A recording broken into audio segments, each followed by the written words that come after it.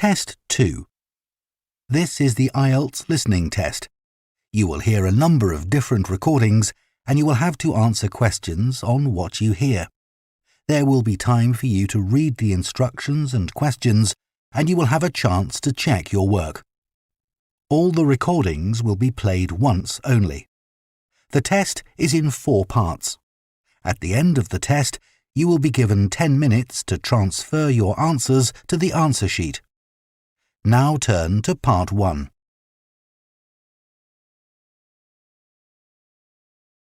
Part 1.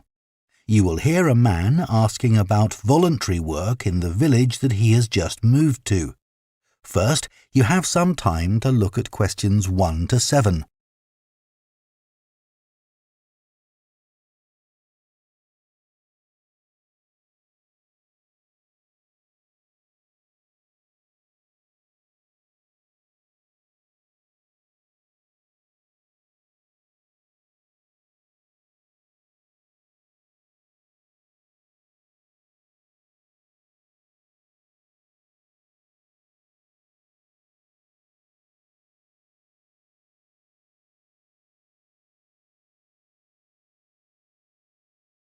Now listen carefully and answer questions 1 to 7. Hello, Jane Fairbanks speaking. Oh, good morning. My name's Frank Pritchard. I've just retired and moved to Southoe. I'd like to become a volunteer, and I gather you coordinate voluntary work in the village? That's right. What sort of thing could I do? Well, we need help with the village library. We borrow books from the town library, and individuals also donate them. So one thing you could do is get involved in collecting them, if you've got a car, that is. Yes, that's no problem. The times are pretty flexible, so we can arrange it to suit you. Oh, another thing is the records that we keep of the books we're given, and those we borrow and need to return to the town library. It would be very useful to have another person to help keep them up to date. Right. I'm used to working on a computer. I presume they're computerized?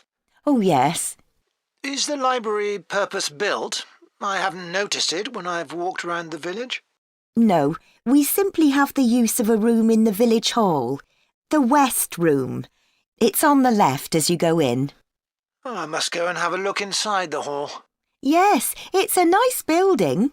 Do you run a lunch club in the village for elderly people? I know a lot of places do.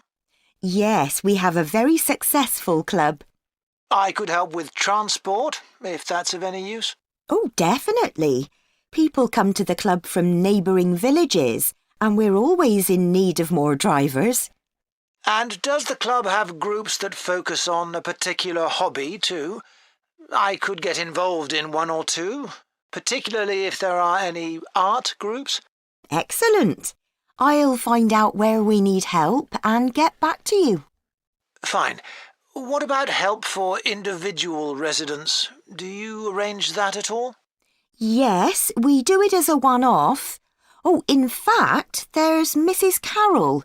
She needs a lift to the hospital next week, and we're struggling to find someone. When's her appointment? On Tuesday. It would take the whole morning. I could do that? Oh, that would be great. Thank you. And also next week, we're arranging to have some work done to Mr. Salisbury's house before he moves, as he isn't healthy enough to do it himself. We've got some people to decorate his kitchen, but if you could do some weeding in his garden, that would be wonderful. OK, I'd enjoy that. And presumably the day and time are flexible? Oh, yes. Just say when would suit you best and we'll let Mr. Salisbury know. Good. Before you hear the rest of the conversation, you have some time to look at questions 8 to 10.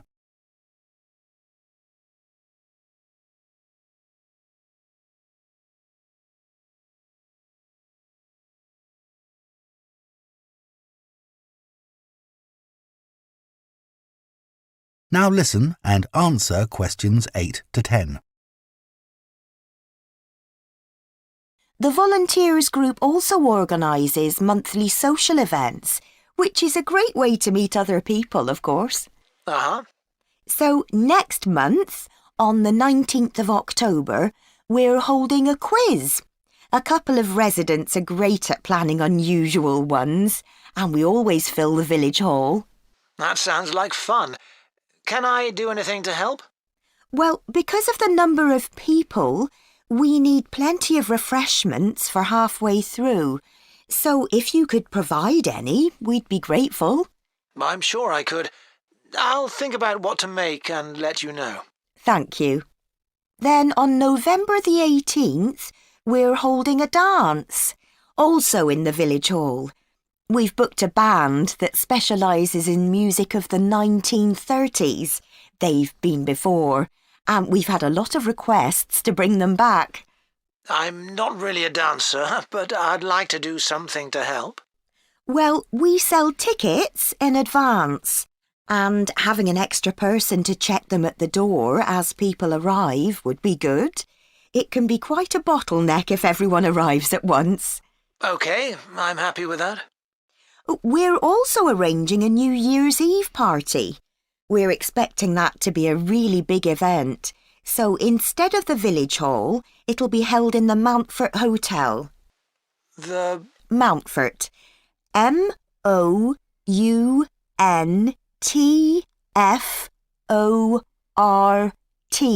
Hotel.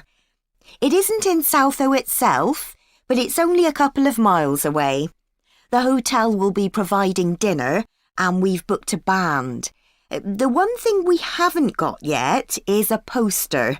That isn't something you could do by any chance, is it? Well, actually, yes.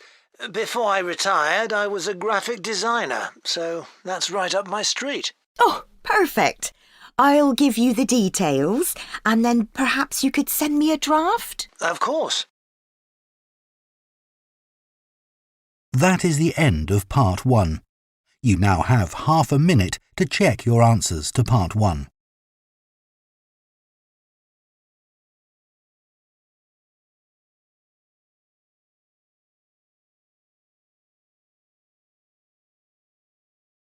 Part 2. You will hear a guide at a tourist attraction called Untitled Hall talking to a group of visitors. First, you have some time to look at questions 11 to 14.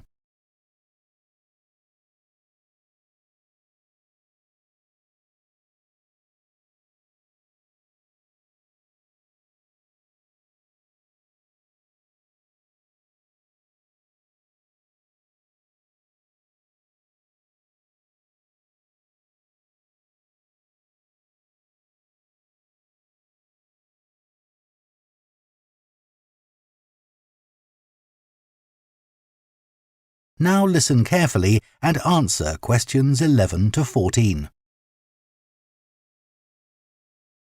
Good morning and welcome to Oniton Hall, one of the largest estates in the area. My name's Nick and I'm one of the guides. I'll give you a brief introduction to the estate while you're sitting down and then we'll walk round. The estate consists of the house, gardens, parkland and farm, and it dates back to the 14th century. The original house was replaced in the late 17th century, and of course it has had a large number of owners. Almost all of them have left their mark, generally by adding new rooms, like the ballroom and conservatory, or by demolishing others. The farm looks much as it's always done, although the current owner has done a great deal of work to the flower beds. In the 17th century, the estate was owned by a very wealthy man called Sir Edward Downes.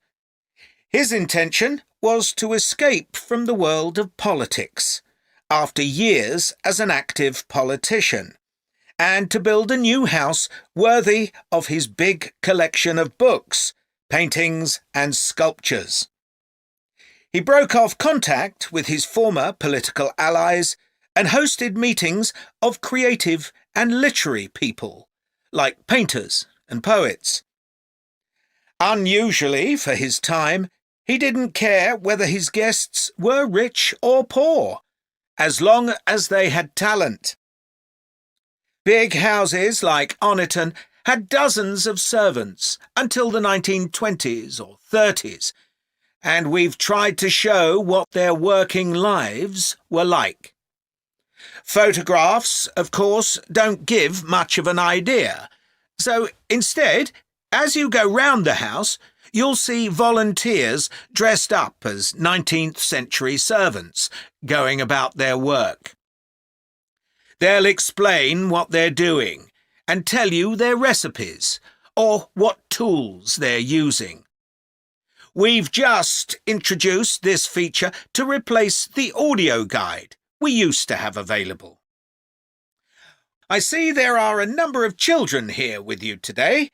Well, we have several activities specially for children, like dressing up in the sorts of clothes that children wore in the past. And as it's a fine day, some of you will probably want to play in the adventure playground. Our latest addition is child-sized tractors that you can drive around the grounds. Before you hear the rest of the talk, you have some time to look at questions 15 to 20.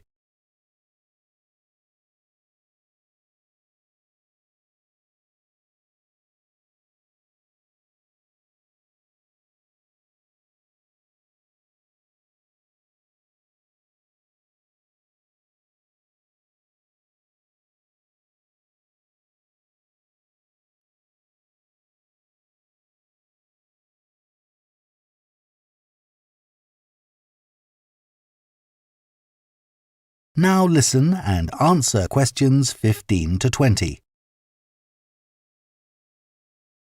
We'll also be going into the farm that's part of the estate, where there's plenty to do. Most of the buildings date from the 18th century, so you can really step back into an agricultural past. Until recently, the dairy was where milk from the cows was turned into cheese. It's now the place to go for lunch, or afternoon tea, or just a cup of coffee and a slice of homemade cake. The big stone building that dominates the farm is the large barn, and in here is our collection of agricultural tools. These were used in the past to plough the earth, sow seeds, make gates, and much more.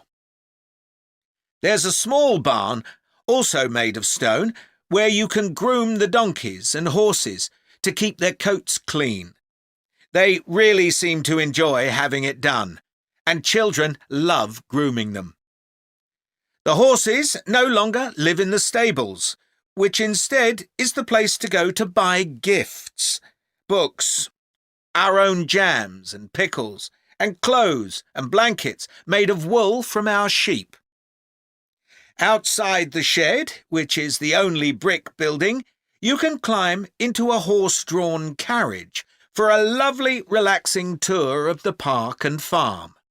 The carriages are well over 100 years old. And finally, the parkland, which was laid out in the 18th century with a lake and trees that are now well established. You'll see types of cattle and sheep that are hardly ever found on farms these days. We're helping to preserve them, to stop their numbers falling further. OK, well, if you'd like to come with me, we will start. That is the end of Part 2. You now have half a minute to check your answers to Part 2.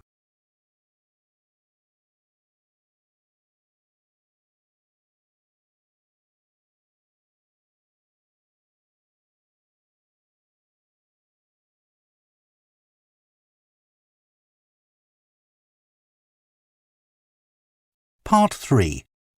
You will hear 2 theatre studies students discussing stage and screen performances of Shakespeare's play Romeo and Juliet.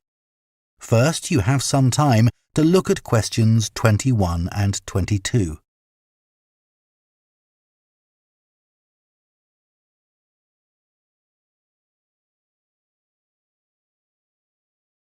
Now listen carefully and answer questions 21 and 22.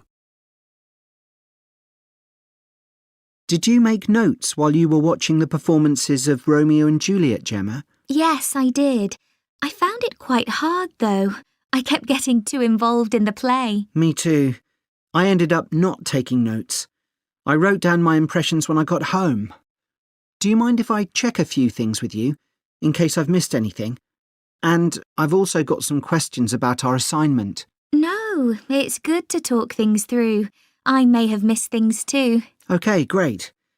So, first of all, I'm not sure how much information we should include in our reviews. Right. Well, I don't think we need to describe what happens, especially as Romeo and Juliet is one of Shakespeare's most well-known plays. Yeah, everyone knows the story.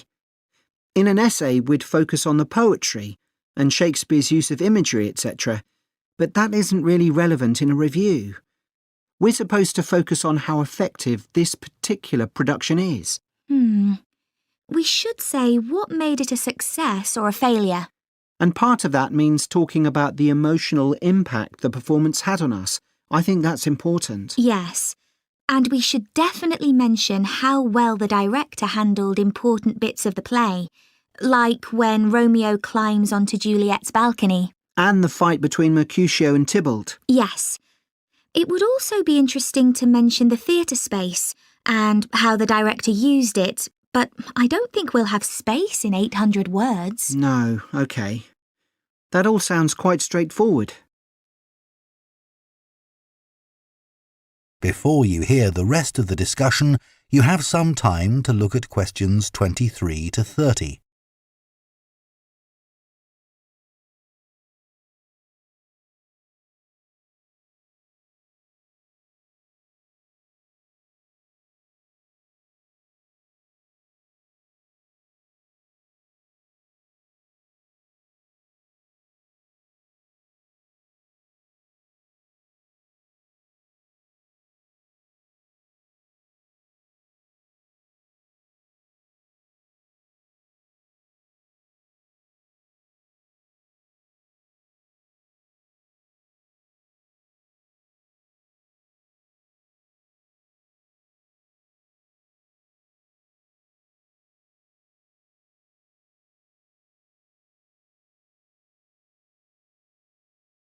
Now listen and answer questions 23 to 30. So, what about the Emporium Theatre's production of the play? I thought some things worked really well, but there were some problems too. Yeah. What about the set, for example? I think it was visually really stunning. I'd say that was probably the most memorable thing about this production. You're right. The set design was really amazing. But actually, I have seen similar ideas used in other productions. What about the lighting? Some of the scenes were so dimly lit, it was quite hard to see. I didn't dislike it. It helped to change the mood of the quieter scenes. That's a good point. What did you think of the costumes? I was a bit surprised by the contemporary dress, I must say. Yeah, I think it worked well, but I'd assumed it would be more conventional. Me too. I liked the music at the beginning, and I thought the musicians were brilliant, but I thought they were wasted because the music didn't have much impact in Acts 2 and 3. Yes, that was a shame. One problem with this production was that the actors didn't deliver the lines that well. They were speaking too fast. It was a problem, I agree. But I thought it was because they weren't speaking loudly enough, especially at key points in the play. I actually didn't have a problem with that. It's been an interesting experience watching different versions of Romeo and Juliet, hasn't it? Definitely. It's made me realise how relevant the play still is. Right. I mean, a lot's changed since Shakespeare's time, but in many ways, nothing's changed. There are always disagreements and tension between teenagers and their parents. Yes, that's something all young people can relate to, more than the violence and the extreme emotions in the play. How did you find watching it in translation? Really interesting. I expected to find it more challenging, but I could follow the story pretty well. I stopped worrying about not being able to understand all the words and focused on the actors' expressions. The ending's pretty powerful. Yes, that somehow intensified the emotion for me. Did you know Shakespeare's been translated into more languages than any other writer?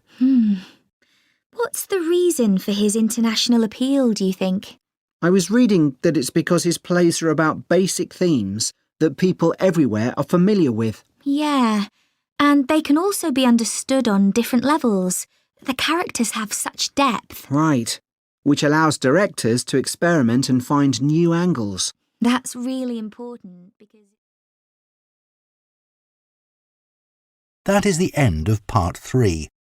You now have half a minute to check your answers to Part 3.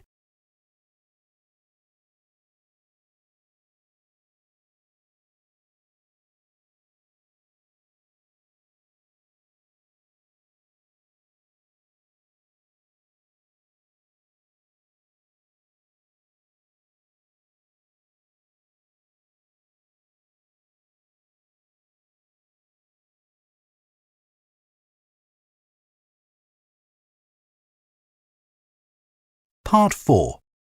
You will hear a lecturer on a languages course talking about the impact of digital technology on Icelandic, the native language of Iceland. First, you have some time to look at questions 31 to 40.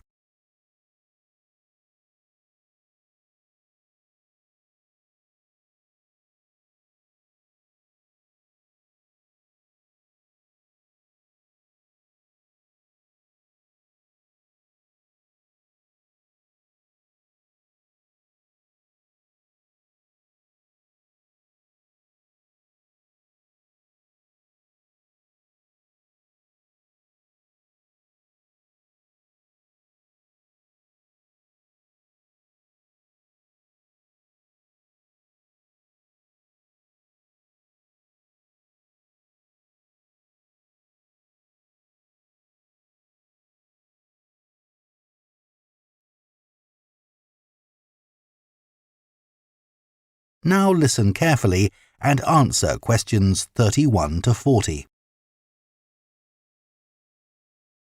Right, everyone, let's make a start. Over the past few sessions, we've been considering the reasons why some world languages are in decline. And today I'm going to introduce another factor that affects languages and the speakers of those languages, and that's technology, and in particular, digital technology. In order to illustrate its effect, I'm going to focus on the Icelandic language, which is spoken by around 321,000 people, most of whom live in Iceland, an island in the North Atlantic Ocean. The problem for this language is not the number of speakers, even though this number is small, nor is it about losing words to other languages, such as English. In fact, the vocabulary of Icelandic is continually increasing, because when speakers need a new word for something, they tend to create one, rather than borrowing from another language. All this makes Icelandic quite a special language. It's changed very little in the past millennium, yet it can handle 21st century concepts related to the use of computers and digital technology. Take, for example, the word for web browser. This is vafri in Icelandic, which comes from the verb to wander. I can't think of a more appropriate term because that's exactly what you do mentally when you browse the internet. Then there's an Icelandic word for podcast, which is too hard to pronounce, and so on. Icelandic, then, is alive and growing, and it's a big but, young Icelanders spend a great deal of time in the digital world, and this world is predominantly English. Think about smartphones. They didn't even exist until comparatively recently, but today young people use them all the time to read books, watch TV or films, play games, listen to music and so on. Obviously, this is a good thing in many respects because it promotes their bilingual skills, but the extent of the influence of English in the virtual world is staggering, and it's all happening really fast. For their parents and grandparents, the change is less concerning because they already have their native speaker skills in Icelandic. But for young speakers, well, the outcome is a little troubling. For example, teachers have found that playground conversations in Icelandic secondary schools can be conducted entirely in English, while teachers of much younger children have reported situations where their classes find it easier to say what is in a picture using English rather than Icelandic. The very real and worrying consequence of all this is that the young generation in Iceland is at risk of losing its mother tongue.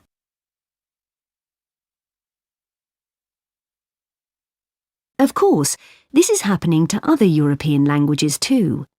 But while internet companies might be willing to offer, say, French options in their systems, it's much harder for them to justify the expense of doing the same for a language that has a population the size of a French town, such as Nice. The other drawback of Icelandic is the grammar, which is significantly more complex than in most languages. At the moment, the tech giants are simply not interested in tackling this. So, what is the Icelandic government doing about this? Well, large sums of money are being allocated to a language technology fund that it is hoped will lead to the development of Icelandic-sourced apps and other social media and digital systems. But clearly this is going to be an uphill struggle. On the positive side, they know that Icelandic is still the official language of education and government. It has survived for well over 1,000 years, and the experts predict that its future in this nation-state is sound and will continue to be so. However, there's no doubt that it's becoming an inevitable second choice in young people's lives. This raises important questions. When you consider how much of the past is tied up in a language, will young Icelanders lose their sense of their own identity? Another issue that concerns the government of Iceland is this. If children are learning two languages through different routes, neither of which they are fully fluent in, will they be able to express themselves properly? That is the end of Part 4. You now have 1 minute to check your answers to Part 4.